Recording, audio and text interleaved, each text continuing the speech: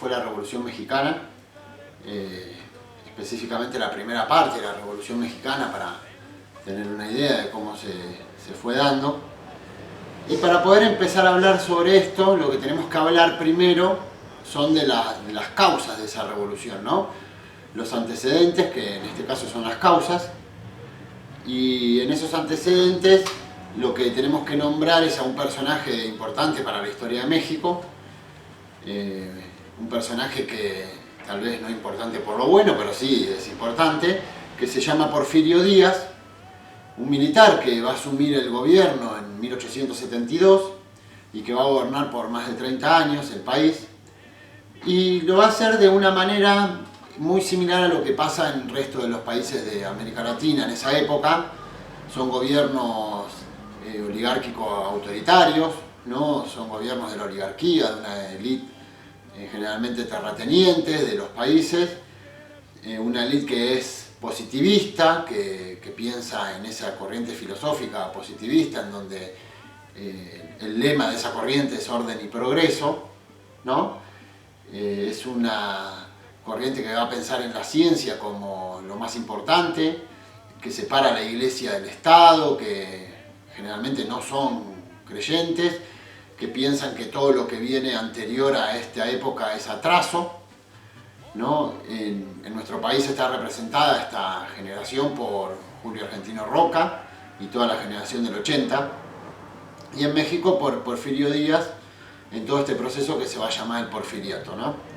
Porfirio Díaz va a asumir el gobierno y va a empezar a gobernar para esa élite terrateniente, para la élite también en la minería, ¿no?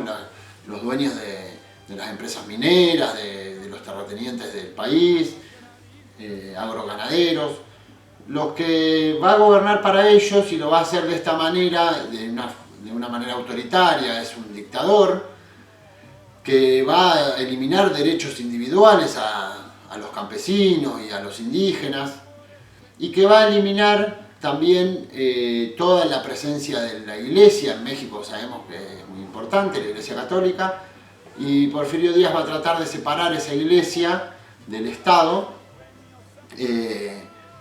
donde tenemos que pensar en que previo a esto, en Latinoamérica, a partir del principio del siglo XIX, se van a dar las revoluciones de independencia, y a partir de estas revoluciones de independencia lo que va a terminar pasando es que van a haber muchos conflictos, va a haber problemas internos en cada país, porque cada región de los países va a querer tener autonomía, hay caudillos que gobiernan esas regiones y que cada región tiene un avance distinto, y Porfirio Díaz lo que va a hacer es unificar, así como lo hizo Roca en nuestro país. Porfirio Díaz va a tratar de unificar el país, lo va a hacer, en realidad no es que va a tratar, y lo que va a hacer es primero quitar la autonomía a cada región, para que desde el centralismo, desde el centro del país, se pueda gobernar todo, y para que vaya más o menos avanzando al mismo tiempo.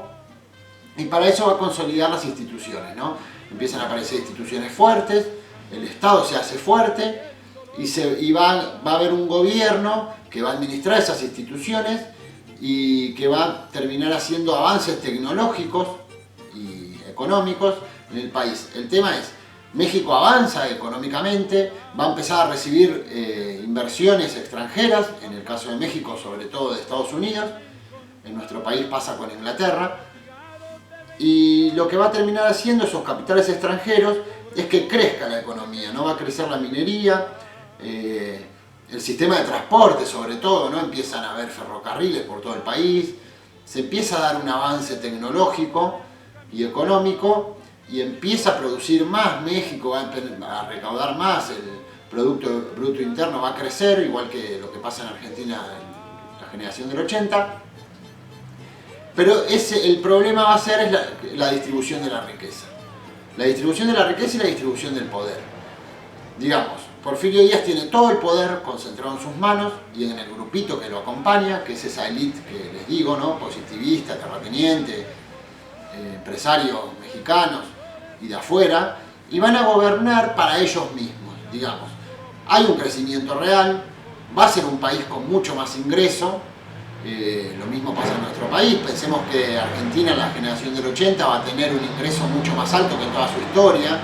Todo el mundo te dice, bueno, nosotros en esa época éramos un país rico. Sí, éramos un país rico.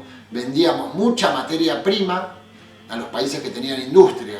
Entonces, como las industrias necesitaban esa materia prima y alimento, nuestros países, Argentina, México, Brasil, van a hacerse países con mucho ingreso, porque son los países que más pueden brindar todo eso. El tema no es que no sean ricos, porque sí lo eran, Argentina, Brasil, México, países que van a tener mucho ingreso. El problema va a ser la distribución de ese ingreso, ¿no? Los campesinos, que son la mano de obra para toda esa industrialización y para todo ese modernismo, van a ser los que van a recibir menos. Entonces, todos esos países van a terminar en una situación de distribución de la riqueza muy desigual y de poder también. O sea, el poder está en manos de unos pocos. En el caso de México, Porfirio Díaz se mantiene él mismo en el gobierno por más de 30 años,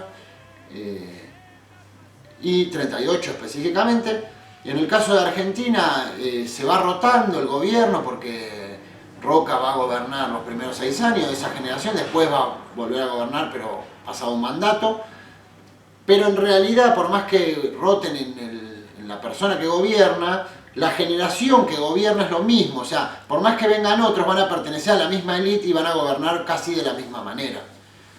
Que es esa manera en donde solamente ellos van a tener el poder, ¿no? En nuestro país hay una ley electoral que no permite que haya otros candidatos de otros sectores.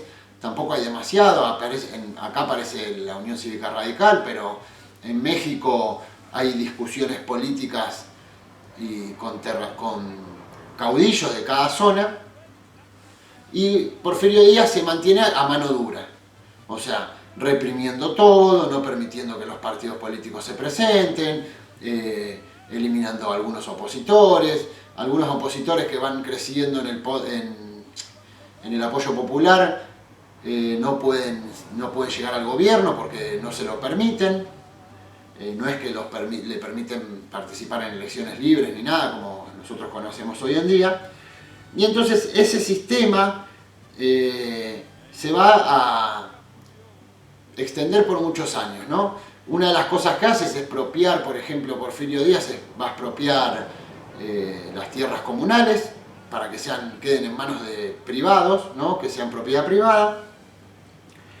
Y el transporte va a hacer que crezca mucho.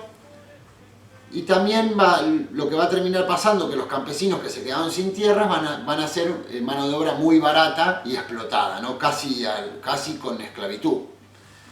Entonces, lo que termina pasando con eso es que se empiezan a levantar los campesinos y van a aparecer 3 personajes bastante importantes, van a ser súper importantes para la historia de México, sobre todo los primeros 2 que voy a nombrar, que van a ser Pancho Villa por un lado, Emiliano Zapata por el otro.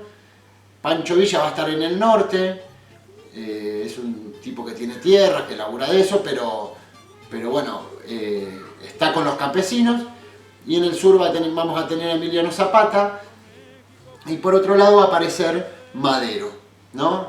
Madero va a ser un político que va a llamar a eliminar al gobierno de Porfirio Díaz, que pide que se haya una rotación del poder. Y lo que va a terminar pasando es que lanza lo que se llamó el Plan de San Luis de Potosí, que es un plan en donde él pide que se le devuelvan las tierras a los campesinos, ¿no? Que se le devuelvan las tierras, que la tierra tiene que ser lo mismo que decía Zapata, las tierras tienen que ser para los que la trabajan. O sea, las tierras tienen que ser para las personas que la van a trabajar, no para un dueño que las explota. Y entonces aparece en Morelos, en el sur de México, va a aparecer Zapata, que lo va a acompañar a Madero, porque Zapata y Villa no tenían intenciones de ser ellos presidente, no eran personajes políticos, sino más bien revolucionarios, ¿no? Que más bien llamaban a la lucha, eran luchadores más que políticos. Entonces sienten que están representados en Zapata, ¿no? En en Madero. Entonces, lo que termina pasando es que Madero se presenta a elecciones y las gana, ¿no? Y cuando gana las elecciones, lo que hace Porfirio Díaz es ponerlo preso, lo encarcela y no permite que asuma, obviamente. Entonces ahí podemos decir que a partir de ese momento, en 1910, cuando pasa todo esto, es cuando empieza la Revolución Mexicana. Empieza con Madero encarcelado, con la gente pidiendo que lo suelten y que asuma el gobierno, y entonces ahí se levantan en armas Pancho Villa con su gente y Zapata con la suya, se levantan en armas en contra de Porfirio Díaz y empieza un enfrentamiento armado muy sangriento que va a dejar muchísimos muertos y que va a terminar para el 25 de mayo de 1911 con la renuncia de Porfirio Díaz. Porfirio Díaz, cuando ve que ya no puede sostener esa situación, donde ya empieza a perder territorios, las provincias, los estados empiezan a tener cada vez más poder y van sacando a los que están a favor de Porfirio Díaz ya empieza a perder el apoyo del ejército y de todos los que lo venían sosteniendo, y en 1911 se termina yendo, ¿no? Y en ese momento se va a formar un gobierno provisional con un gabinete plural. Significa que van a armar un gobierno provisional en donde va a haber personajes de todos los arcos políticos, de todos los grupos, por un tiempo, hasta que 5 meses después, también en el año 1911, en octubre de 1911, Madero se vuelve a presentar a elecciones, ya sin Porfirio Díaz en el camino, y vuelve a ganar las elecciones, ¿no? Y cuando gana Madero, lo que termina pasando es que no puede, no quiere, no puede, es traicionado, hay distintas excusas para lo que pasa, pero la realidad, lo cierto es que no cumple con el plan de San Luis de Potosí. Por lo tanto, no le devuelve todas las tierras que había prometido a los campesinos, y entonces en ese momento pierde el apoyo de Zapata y de Pancho Villa. Y acá empieza la parte más sangrienta de la revolución, porque se va a extender por muchos años más, donde empieza a haber mucha gente que traiciona a otros, hay mucha traición, hay mucha sangre en toda la revolución, que es lo que vamos a ver en el próximo video, en la próxima clase. Pero para tener presente, quería empezar con esto de lo que fue el porfiriato y cómo surge Pancho Villa y Emiliano Zapata y Madero, ¿no?